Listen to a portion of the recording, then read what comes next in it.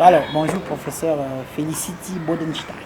Bonjour. Et merci de nous recevoir dans le cadre de cette interview de Muntu Media.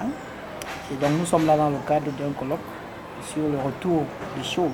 Et nous souhaitons échanger avec vous sur la problématique de cette question-là, mais d'un point de vue de l'expérience que vous avez avec le royaume de Bénin, Benin City Nigeria.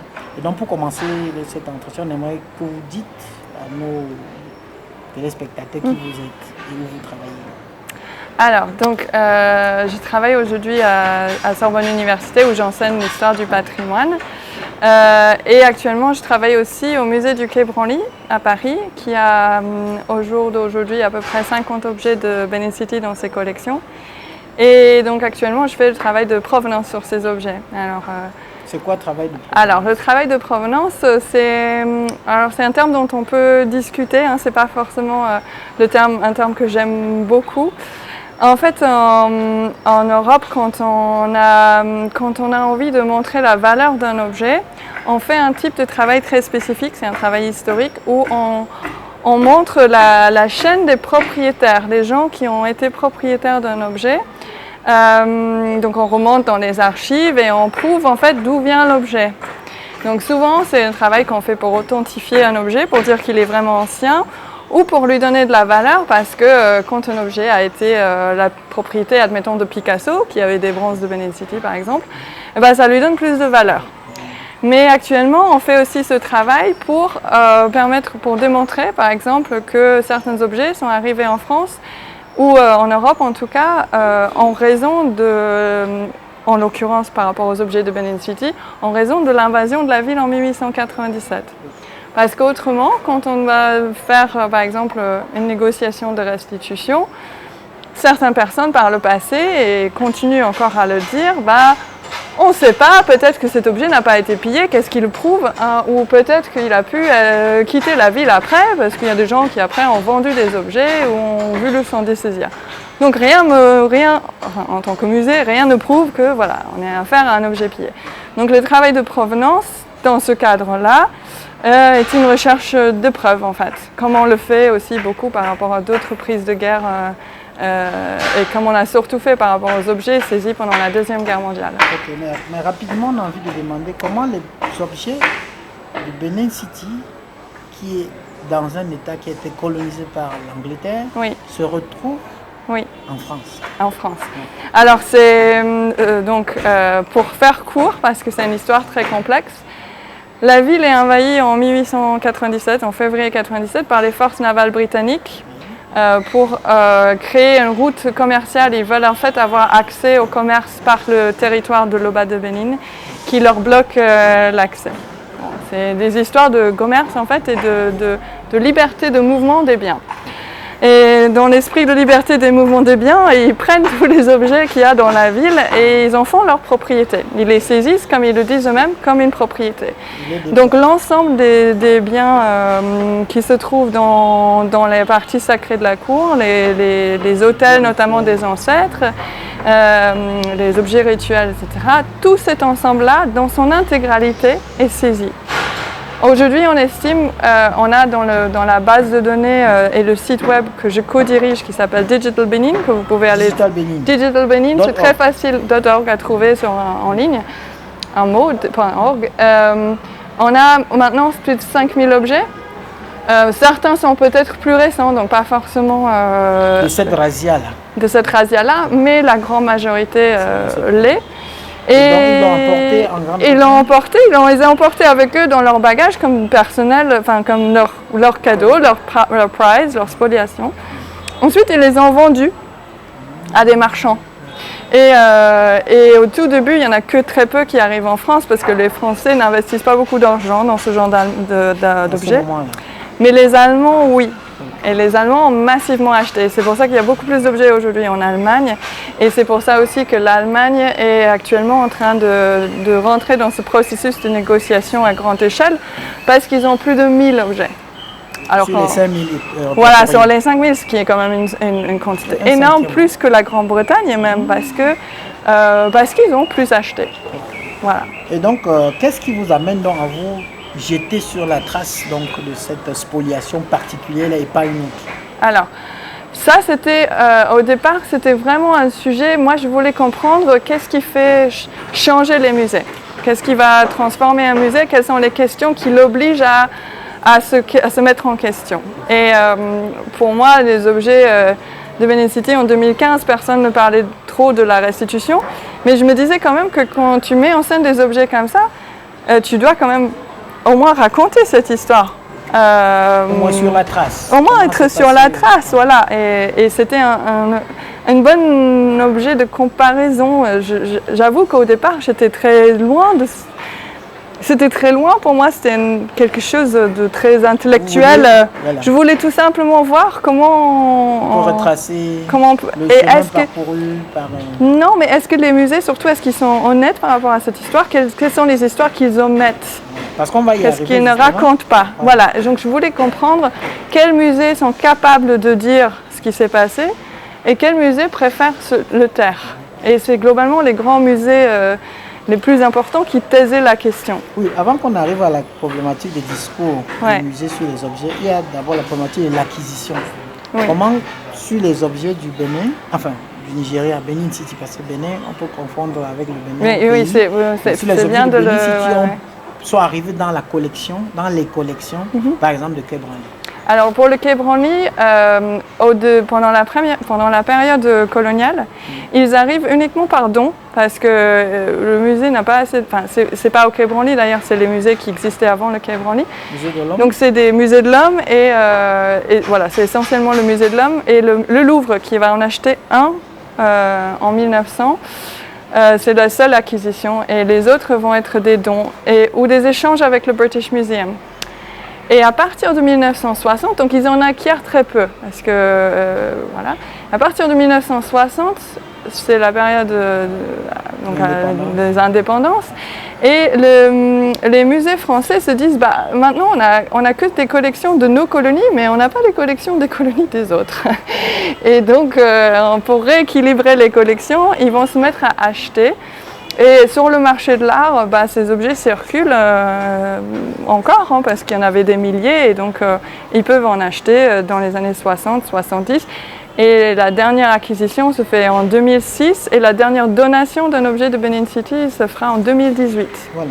Et donc, ces objets-là, quelles sont les différentes familles? Pour ce qui est des objets présents. D'ailleurs, il y a combien d'objets de Benin City au Quai Branly? Une cinquantaine. Une cinquantaine. Ouais. Sur cette cinquantaine, quels sont les objets les plus représentés? Est-ce que c'est des objets rituels? Est-ce que c'est des parures? Il y a plusieurs têtes, comment on dit, les olomoyo, les têtes commémoratives. Ouais. Je prononce mal, mais je renvoie au site Digital Benin où il y a la vocalisation des termes en edo pour chaque... c'est des têtes sculptées? C'est des têtes en bronze coulées en fond à cire perdue. Voilà, extrêmement raffinés, très fins, assez grands. C'est des objets, voilà, il faut imaginer. Il faut compter une dizaine de kilos, ouais. Et ça devait être lourd à emporter. Et aussi les défenses d'éléphants sculptés qui souvent étaient placées, il y a un trou souvent en haut des têtes. Et souvent elles sont historiées, donc il y a une histoire. Donc la tête elle-même représente un ancêtre particulier, un oba spécifique qu'on peut parfois identifier. Et la défense, souvent on raconte des exploits ou des histoires en lien avec la personne ou son époque, etc. On a du mal à reconstituer ça d'ailleurs, parce que comme tout a été chamboulé, pris de force, c'est vraiment un travail. Après, il y a aussi des plaques en étain historiées, là encore, donc en bas-relief. Il y a des scènes de chasse, il y a des scènes de la vie de la cour, il y a des scènes de guerre. En fait, c'est les archives un peu de la ville, de son histoire. Il n'y avait pas d'écriture, donc on créait des objets, enfin des supports mnémotechniques qui, on pense aussi, soutenaient un récit à l'oral. Donc c'était très lié à l'oralité et à la transmission d'une histoire écrit par les images. Et donc, nous sommes dans la... Quand vous arrivez dans le Quai Branly pour poser ce questionnement sur les histoires que les musées racontent sur ces objets, qu'est-ce que vous découvrez de manière générale? Alors, la première fois que j'ai travaillé là-dessus au Quai Branly, c'était en 2016. Et à l'époque, je constate surtout que le musée ne raconte absolument pas l'histoire des objets. Enfin, en fait, pour le coup, on est dans une mise en scène relative, enfin, je dirais quasiment que esthétique. C'est-à-dire qu'on est dans ce qu'on appelle le white cube dans l'histoire de la muséographie. D'ailleurs, ils sont un des rares objets, des rares objets, maintenant je suis un peu confuse parce qu'on a des artefacts. J'aime bien le terme artefact parce que, qui sont présentés comme ça dans une boîte blanche avec des vitres, à la différence des voisins. Et c'est ce qu'on voit aussi au British Museum, au Metropolitan Museum. Il y a eu un tournant post-ethnographique qui a fait que plutôt que de parler de la fonction des objets, on s'est dit on va en faire des œuvres de l'histoire universelle au même titre que les grands chefs-d'œuvre. Et du coup, on a un peu mis de côté le contexte. Mais est-ce qu'il y a néanmoins, à ce moment, en 2016, il y a néanmoins sur ces artefacts-là des noms, des numéros? Il y a le numéro d'inventaire, bien sûr. Il y a toujours un numéro d'inventaire. Il y a une dénomination relativement générique qui dit pas énormément de choses sur l'objet. On a des têtes commémoratives, on a des cloches, on a un sabre rituel. Enfin voilà, c'est des termes un peu qu'on retrouve. Et la provenance, elle n'est pas vraiment présente. Même jusque dans les coffres, il n'y a pas quelque chose qui relève de l'archive en dehors de ces numéros-là? Très peu de choses. Il y a des archives sur le moment de l'acquisition que j'ai pu observer depuis en faisant ce travail de provenance. Mais voilà, ils sont relativement hors sol, je dirais. Oui, effectivement, ça ne situe pas dans le contexte en réalité. Très peu, oui. Très peu. Alors, et donc, quand vous découvrez ça, vous ne vous dites pas que ça va être difficile de retracer ces objets-là? En fait, au début, je le retrace pas. Au début, je suis vraiment sur cette question du discours et de la représentation. Parce qu'en fait, à ce moment-là, il est évident pour moi que c'est des objets pillés. Et c'est même pas une question que je pose ou que d'autres chercheurs se posent spécialement parce que il n'y a pas de raison de se poser cette question, comme il n'y a pas de nécessité de preuve. Et on sait qu'il y a eu un pillage massif. Et donc on sait aussi ils viennent de 1897, mais on n'a même pas besoin de le dire en fait. Mais à partir du moment où la restitution va devenir un sujet en 2017-2018 avec le discours d'Emmanuel Macron et le rapport Sarr-Savoy, la question va commencer à être posée. Parce qu'on sait désormais que objet par objet, artefact par artefact, ancêtre par ancêtre, parce qu'ils sont aussi souvent des ancêtres,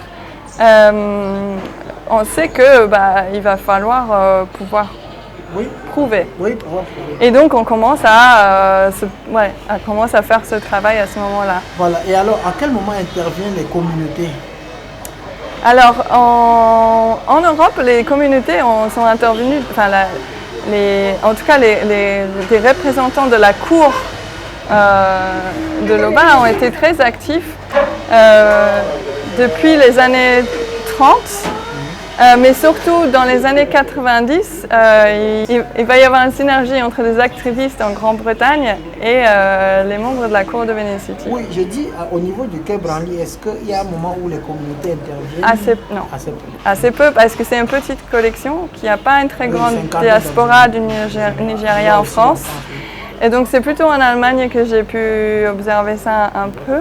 Mais ils interviennent alors, assez peu. Dans votre tentative donc, de retrouver les traces, de donner notre discours, qui peut être un discours à côté du discours là-bas, comment vous vous y prenez-vous donc pour résoudre cette équation? Alors, en fait, après l'expérience au Quai Branly, je vais à Berlin et on commence à être plusieurs à avoir cette idée qu'il faut qu'on travaille au-delà des frontières des musées. Et il faut que le monde académique et le monde et les chercheurs au Nigeria, il faut qu'on se mette ensemble et qu'on exige des musées de nous accorder l'accès à leurs données, à leurs informations sur les objets, afin qu'on puisse faire une autre histoire de cette collection, une histoire qui ne part pas du musée pour remonter en arrière, mais une histoire qui part du groupe initial, qui est un trésor royal, et un ensemble qui vient d'un lieu unique, et qu'on observe du coup les chemins, les différents chemins, les parcours qui les ont amenés là où ils sont aujourd'hui. Et du coup, on a monté un projet qui a commencé en 2017-18, on a commencé à discuter de ça, de créer un projet où on va demander à tous les musées qu'on a identifiés de nous donner ces informations déjà, pour qu'on puisse reconstituer une histoire, même si on savait qu'on n'allait pas pouvoir retrouver tous les objets et qu'il y avait beaucoup d'informations perdues. Et que cette histoire, elle est tellement le résultat d'une destruction que vouloir tout refaire bien, c'est pas possible. Mais on peut créer un inventaire général qui dépasse un musée, qui dépasse... Et cette pêche-là, est-ce qu'elle a été fructueuse? Oui, on a réussi à, grâce aussi, je pense, à la pression politique qui est venue avec les discours et avec le fait qu'en Allemagne, on était prêt à aborder cette question de la restitution. Cela a permis à une fondation privée c'est pas que ça a permis, mais ça, en tout cas, je pense que ça a aidé à ce qu'on trouve un très gros financement dont on avait besoin, parce que c'est un travail très long et très dur. On a passé plus d'1 an à écrire à tous les musées, à leur demander parce qu'il y a 131 musées qui ont participé. Il a fallu négocier un accord juridique avec eux pour qu'ils nous donnent aussi bien les données, mais les photos, les droits des images, c'est toujours très compliqué. Est-ce qu'on puisse tout reproduire ensemble sur une même base de données? Donc ça a été un travail très long et très coûteux, parce qu'il faut on a employé 8 personnes à temps plein sur ce projet, 2 chercheurs au Nigeria, à Benin City, 2 designers et un producteur du site web, quelqu'un qui gère les données, une chercheuse à Hambourg qui a aussi fait un travail de coordination des recherches entre les types de recherches qu'on a envie de faire aujourd'hui à Benin City pour recontextualiser, et les recherches qui ont déjà été faites. Connecter tout ça, émailler tout le terrain. Émailler tout le terrain. Finalement, vous êtes arrivé à un catalogue, disons comme ça, d'à peu près combien d'objets? On a 5246 objets. Et vous êtes certain que... vous pensez que vous avez la majorité de ces objets dans votre installation? Oui, je pense, on est relativement confiante qu'on a la majorité, on n'a pas tout. Moi, je table dans les 90%. Je sais qu'il y a encore des objets dans les collections privées, il y a des objets qui apparaissent encore sur le marché de l'art, mais je vois par rapport à la périodicité de ces apparitions et le peu de collections privées dont j'ai connaissance, moi, il me semble qu'on ne peut pas être à beaucoup plus de... 10%, je pense que c'est large encore. Donc maintenant que vous êtes à ce stade-là, se posons la question du retour de ces objets-là. Alors, comment vous adressez cette question? Alors, pour nous, l'enjeu était de permettre un retour des connaissances par ce site. Le fait d'avoir un inventaire permet aussi au gouvernement nigérien de faire les demandes qu'il a envie de faire. Avec des destinations précises. Avec des destinations précises et des listes qui sont du coup libres d'accès, qui sont faciles d'accès. Je pense que ces actions-là sont déjà engagées. Et cette action était déjà engagée. En fait, je dirais que la restitution a permis à Digital Benin d'exister. Parce que sans le mouvement politique, on n'aurait pas eu l'argent qu'on a eu. On n'aurait pas eu... Je pense que beaucoup de musées étaient d'accord, mais il y a beaucoup de musées qui ont donné leur accord parce qu'ils étaient un peu obligés. Il y avait une pression. Aujourd'hui, quand on demande ce genre de choses au musée, c'est pas facile d'avoir ils sont très propriétaires par rapport à leurs données aussi.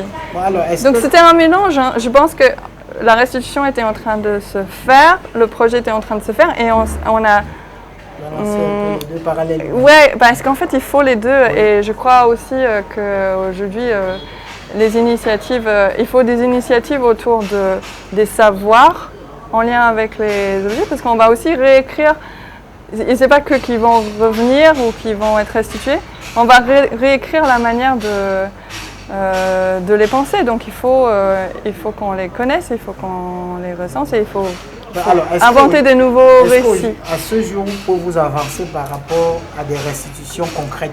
Oui, oui, il y a eu beaucoup alors le gouvernement fédéral allemand a donné un accord, a signé le contrat pour la restitution, on va dire, de l'ensemble des collections allemandes. Après, chaque État allemand doit de son côté décider encore individuellement. Donc certains États l'ont déjà fait. Donc Hambourg, la ville d'Hambourg a restitué, a fait un transfert de propriété. Certains objets sont physiquement déjà partis. Beaucoup resteront en Allemagne par des prêts et d'autres partiront dans les prochains mois et années. Voilà. Donc ça veut dire qu'il y a de fortes chances que tous les objets, un jour ou un autre, ou bien la majorité. Un jour peut-être, oui. Après, les choses se sont compliquées. Qu'est-ce qui justifie les réticences? Qu'est-ce qui justifie les... Alors, il y a beaucoup de justifications qui ont été mises en avant. Je pense qu'on est en train de passer à d'autres arguments parce que les arguments anciens ne sont plus audibles. Par exemple,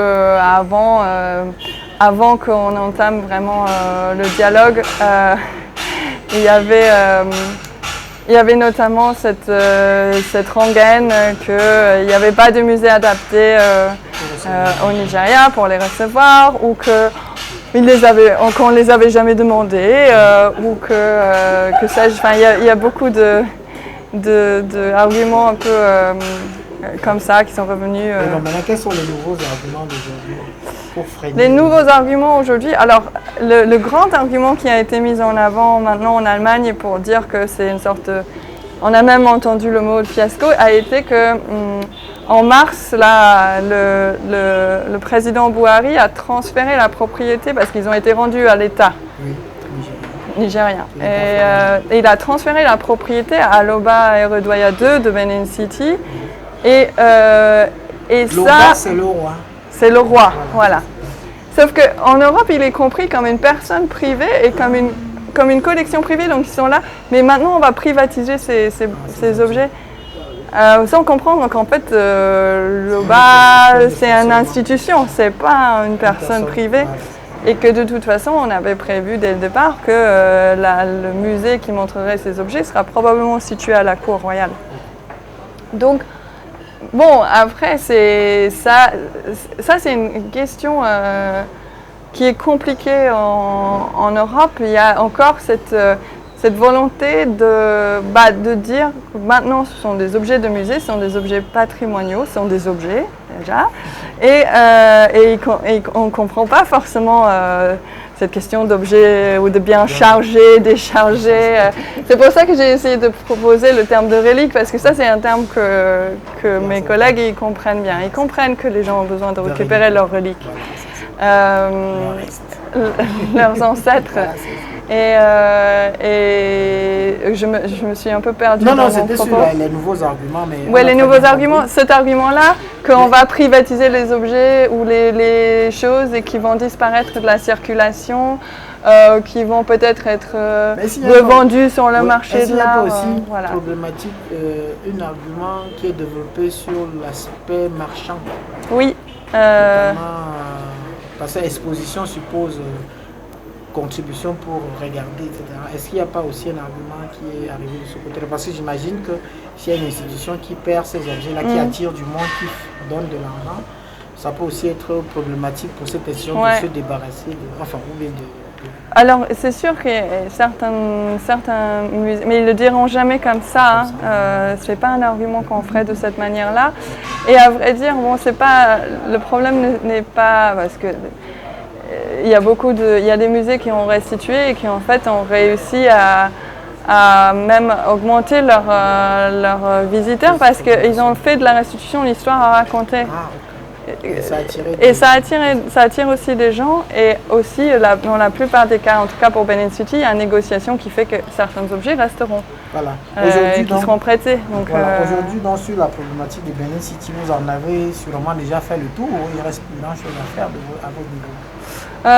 Non, il reste énormément de choses à faire. Il reste quoi à faire par exemple? Là, on est en train d'assembler tous les écrits, les archives, les éléments qui justement permettent une autre écriture des histoires et de l'histoire avec un grand H. Je pense qu'il y a surtout la connexion, la reconnexion avec, et ça c'est surtout un travail que font mes collègues à Benin City, c'est-à-dire faire en sorte à ce que toute cette information ou cette richesse de valeurs culturelles et de signification qui ont en partie, pas complètement, été perdues